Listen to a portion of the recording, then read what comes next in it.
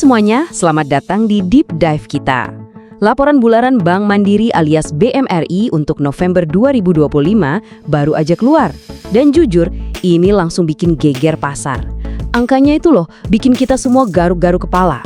Yuk kita bedah bareng-bareng, ada apa sih sebenarnya di balik laporan ini? Oke, kita langsung to the point ya. Coba bayangin, cuma dalam 1 bulan, dari Oktober ke November, penyaluran kredit BMRI itu meroket hampir 48 triliun rupiah. Ini bukan angka receh, ini lonjakan bulanan paling dahsyat sepanjang tahun. Nah, pertanyaan pertama yang muncul di benak semua orang, ini duit dari mana? Normal nggak sih pertumbuhan segede ini? 47,8 triliun rupiah. Coba kita renungkan sejenak. Nggak mungkin kan pertumbuhan organik dari nasabah yang nabung biasa bisa seeksplosif ini cuma dalam 30 hari. Jelas, ini pasti ada sesuatu yang jadi mesin pendorongnya di belakang layar. Dan inilah dia jawabannya. Ternyata lonjakan gila-gilaan ini bukan pertumbuhan organik. Ini adalah hasil dari suntikan dana pemerintah. Bisa kita sebut fenomena ini efek Purbaya yang merujuk pada kebijakan Menteri Keuangan kita, Purbaya Yudisadewa. Anggap saja ini bensin oktan tinggi yang sengaja dikuyur ke mesin perbankan BUMN. Oke, jadi ceritanya gini. Pemerintah itu menggelontorkan dana jumbo totalnya 200 triliun rupiah ke bank-bank BUMN atau Himbara. Nah, BMRI ini kebagian jatah sekitar 55 triliun rupiah. Tujuannya mulia, yaitu buat ngegas pertumbuhan ekonomi, terutama di sektor UMKM. Tapi yang paling penting dan harus kita garis bawahi adalah sifat dari dana ini. Ini bukan sekedar titipan, ini adalah sebuah mandat. Nah, kata mandat ini adalah kunci dari semua misteri ini. Mandat itu artinya pemerintah nggak cuma naruh duit, tapi juga kasih perintah. Hei bang, ini duitnya, wajib disalurkan jadi kredit secepatnya.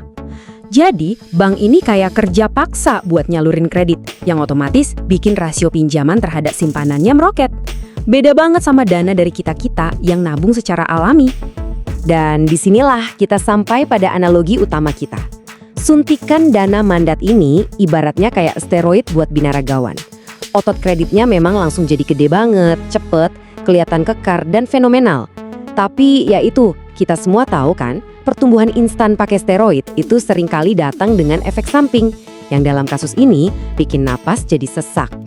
Coba deh, kita lihat datanya langsung di sini. Perhatikan pergeseran struktur dana di BMRI. Tahun 2024, porsi dana murah atau CASA itu nyaman banget di 79%. Setahun kemudian di 2025, porsinya anjlok ke 71%.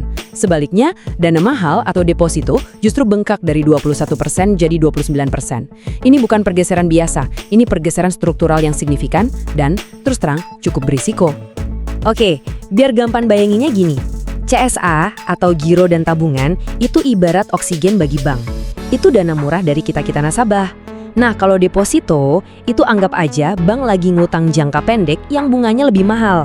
Jadi, logikanya, pas porsi deposito naik, biaya yang harus dikeluarin bank juga ikut naik. Inilah yang bikin margin keuntungan bank jadi sesak napas. Jadi, sekarang kita bisa lihat jelas ya bedanya. Ada 2 jenis pertumbuhan.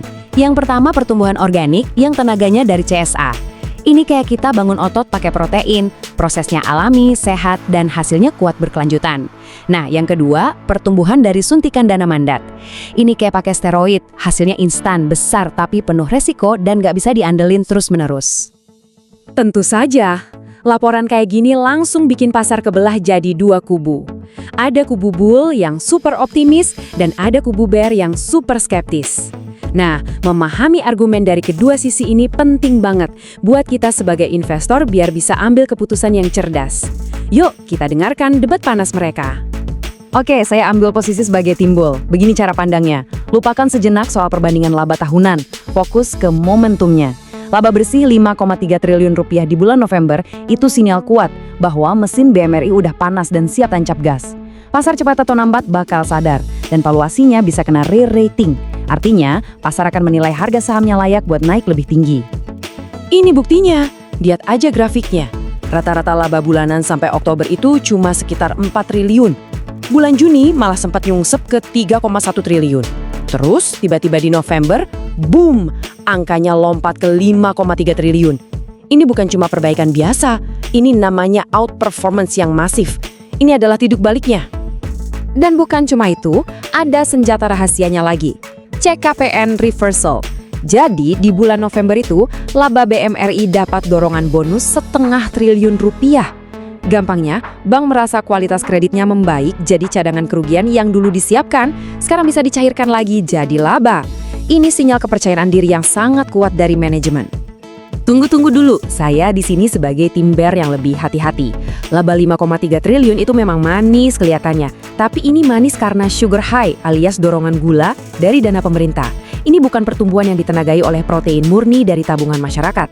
Pertanyaan paling krusial yang harus kita tanyakan adalah apa yang terjadi kalau suntikan gula ini berhenti di tahun 2026 nanti?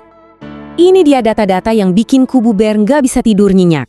Porsi dana murah anjlok, volume dana mahal melonjak drastis.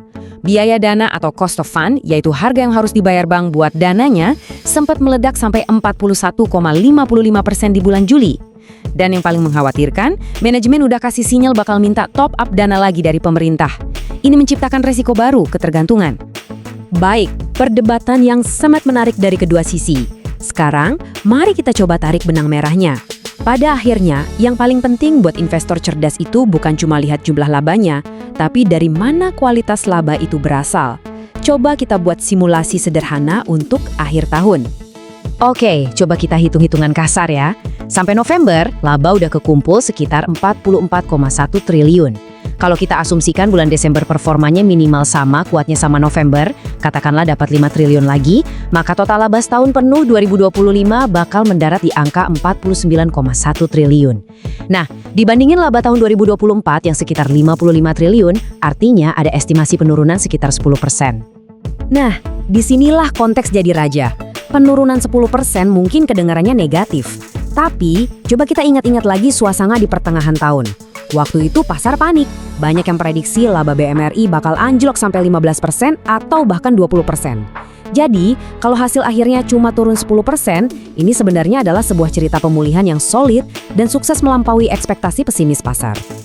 Jadi, kita kembali lagi ke pertanyaan awal kita. Laporan November memang menunjukkan mesin BMRI yang kembali panas dan siap berakselerasi. Namun, kita juga sama-sama tahu bahwa sebagian besar bensinnya berasal dari suntikan dana pemerintah. Maka, pertanyaan terakhir yang kami tinggalkan untuk Anda para investor cerdas adalah, laba yang Anda lihat ini apakah berasal dari otot yang dibangun secara sehat atau dari steroid yang efeknya hanya sementara?